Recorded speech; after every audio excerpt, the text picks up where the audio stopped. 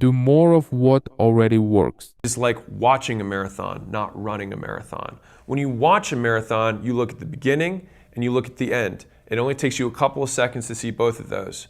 But running a marathon is 4, 5, 6 straight hours of breathing heavy, wondering when it's gonna end, counting, starting to play games in your mind of like, okay, I'm 2/3 of the way there. I'm two more quarters of that. I'm only 1/5 of 1/8 of the way there. And you keep doing this to play tricks on your mind to keep going.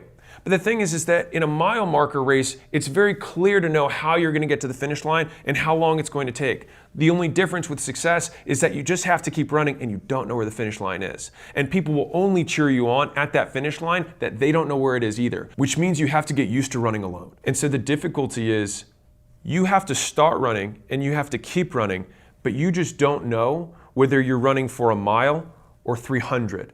And so this is where the pacing is important. So a lot of people will run really hard. They'll think, because they only saw the beginning of the marathon on TV and the finish of the marathon on TV, that they can just sprint because both of those clips only lasted a couple of seconds. So they start their marathon of success of whatever it is they're going after by sprinting as hard as they can.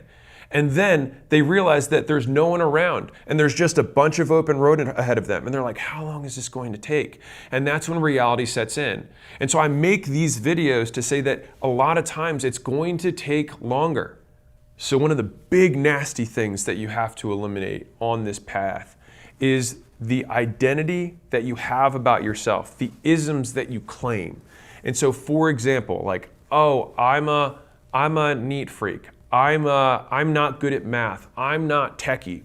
And so you make these statements and they don't serve you.